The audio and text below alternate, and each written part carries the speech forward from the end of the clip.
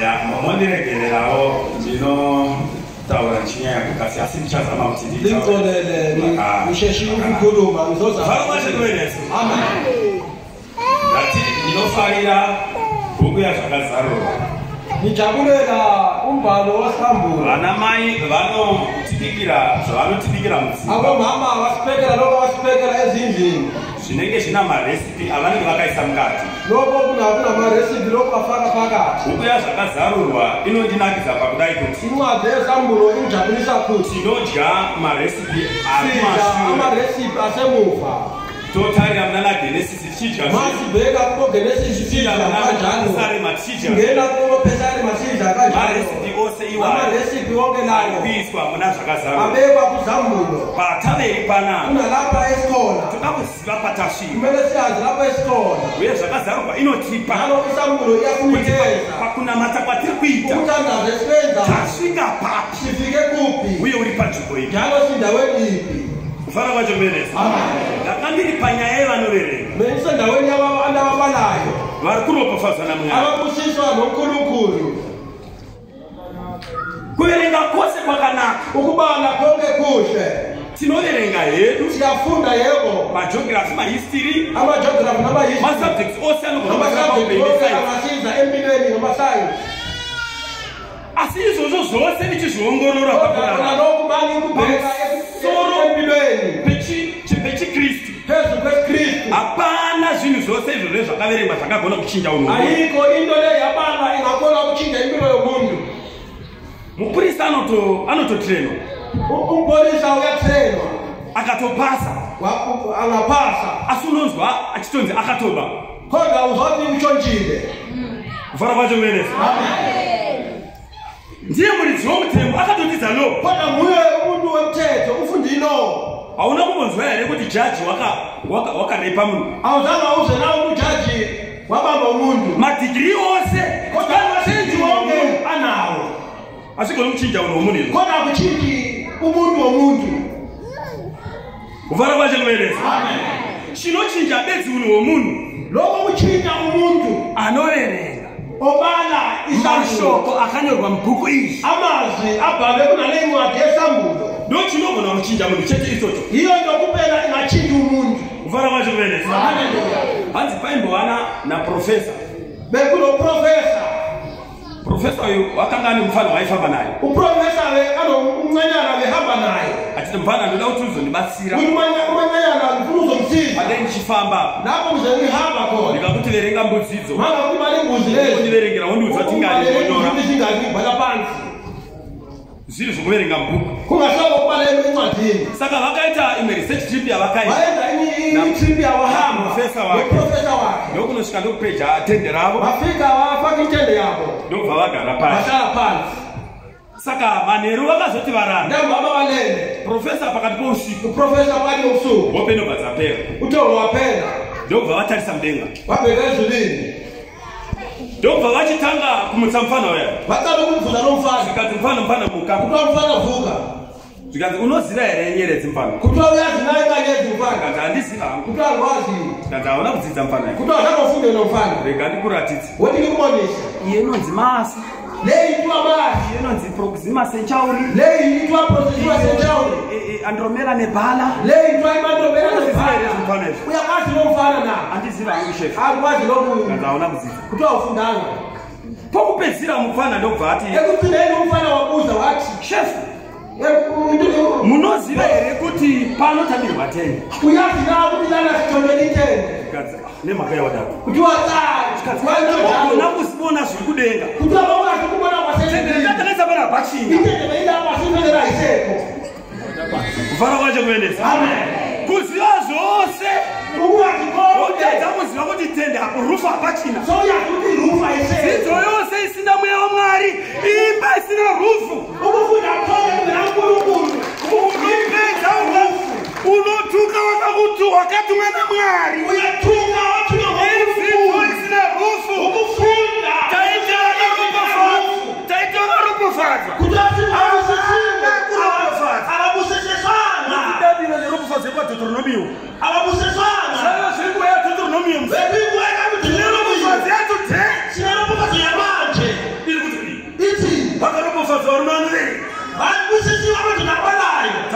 mwarume nomwakadzi baba. Sendisa bana batona wale ofazi lana.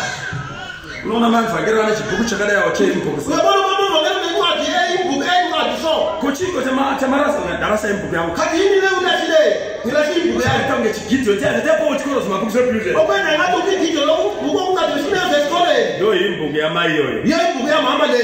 African. Amen. Wakaropofadza vanoverenga. Abusisiwa abapana. Kupuwa simba rikuchengeta murava. Abana ukuthi umlawo. Paulo mazvaafrika anonzi na. Uporo mazvaafrika kutiwa nojesu.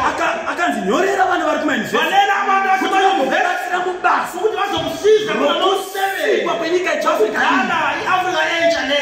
Ukatora yunivhesiti ukaisa mberi. Ungathatha yunivhesiti uyifake phambili ukuthi unokuma zveAfrika. Wocheta mashure zvokutumwa. Ubeke okuthunwa emuva. Kana wazodzidza zvakanyanya. Mawazofunda kakhulu. Ndo paunoti mutumwa anopenga. Yiko uthiwa uyahlanya. Ndobva watanga kusungisa chechi. Sokuqala ukubambisa isono. Wakaverenga zvisingagoni kuchinja upenyu hwomunhu. Wabala ungachinji impilo yomuntu. Ufana vache kuverenga. First group. Yakaropofadzwa imina reference. Ibusisiwe kuZabulo. Tatobvisa vamwe varume. Tachitika abanye netsvimbo dzayapapa dzakatobva. Nezvinhu zvesilamba zvisukile. Dzatafikwa dzakaropofadza. Zvisikucabanga kuti zibusisiwe. Dzakatodona. Seziwile. African. Amen. Pane ropofadzo inogona kuuya iyenepi. Kune busiso ingabona ukuza manje. Mwana wako wokutengera mota ziChevrolet Irias Betera. Nako kudhera tomagaidza kuti mapeta aya.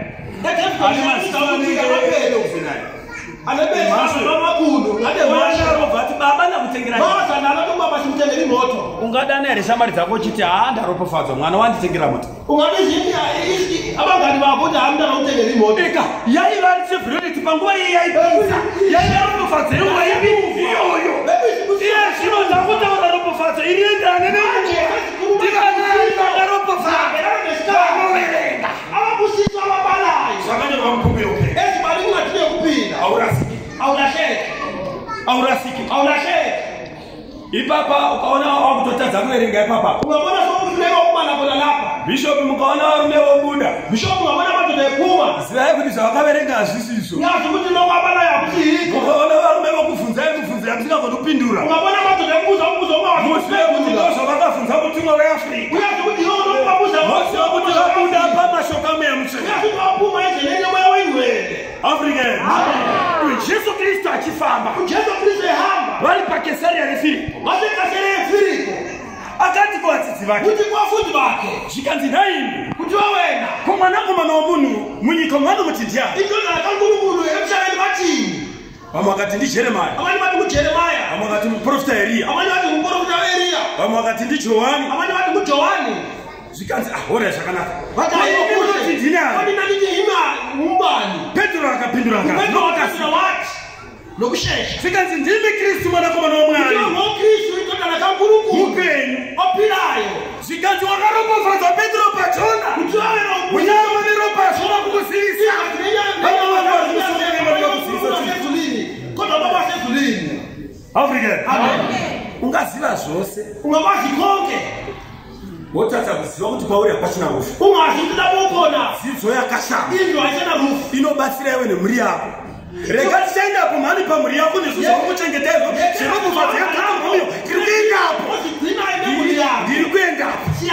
Uchaona kuti wakazvichengeterei. Uchaona nyaya yacho paropofadzo yaDeuteronomy. Indaba yakona ezvidzidzo zvaDeuteronomy. Second group. Second group.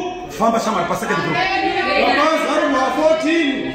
Zabulo 14. Verse 13. Verse 18. Vatumwa vanozivisa kutonga kwaMwari. Izithunywa ziyakhuluma ukutondisa kaNkulunkulu. Ipapo ndakanzwa inzwi richibva kudenga richiti. Lapho ngazwa ipapo ndakanzwa inzwi richibva kudenga richiti. Ngazwa ilizwi lisuka ezulwini lithi. Nyora uti. Nyora uti. Bhala uthi. Vakafa vanofira munashe. Vakafa vanofira munashe. Abafa vafela kuKristu. Vakaropafadzwa kubva zvino. Vabusisiwe kusuka manje. Wongo ndizvo zvinotaura Mweya. Yiko okusho uNkulunkulu. Kuti vazorore pakubata kwavo. Ukuthi vaphumule ekubambeni kwabo. Ukuru nakuti mabasa avo vanovatevera. Ukuru ngoba yabo iyabalandela. Tatopedza second group. Sesiqedile second group. African. Amen. Lo vesi yogayino ndishamisa. Iyo incwadi kuphela iri kuti vakaropofadzwa. Ithi babusisiwe. Vanofa. Abafa. Vachifira munashe. Vafela kuKristu. inochisei leyi yamangasa siko zvakazarurwa ichitadza kuropofadza vapenyu ichida kuropofadza vakafa weyi izambulo ingafuna ukubusisa abaphilayo ingafuna ukubusisa abafileyo ndatova nemubvunzo ipapo sokunomubuzo lapho newo bvunza mubvunzo iwoyo nawo buza lombuzo kufana kwachikuenesa vakaropofadzwa anofa achifira munani vabusisiwe abafira mukristu hanzi kinyango wafaka kuti mabasa ako achakudini imisebenzi yakhe izokulandela kana uchingo mukangona munhu atungamira munamato ungabona umuntu atokela umthandazo ukakasira kunyamata ukapedza ungasheshe umthandazo uqede ngoterera wako mamela nje usaterera munamato yavanhu ungamameli umthandazo yabantu chingotererako ukanyarara mamela nje uthulile uchanzwa manamatirani achita vanhu uzokuzwa abantu umthandazo bephela abanye nechiripo choupenyu chamunondipa ndotiri pamusoro iyo into ephezulu kwakhe leyo zvakazarwa wati hazvizvi yebo uzambulo ukuthi incaku yakuyiko lokho masabhato siyana into sezishiyenana havasivo vakaropofadzwa zvechipo choupenyu nomumwe mutambo hanzi wakaropofadzwa unofa achifira munani abafera kukristu wai bhaibheri richiropofadza vakafa kudarika vapenyu wai incwadi ibusisa abafileyo ukudlula abaphilayo ngatiinde ipapo asihambeni lapha ngenga risatira kuziva amazulu akakwazi wena muite muchiti manejera nguva dzangu vatungamiri wangu Yesu yeza.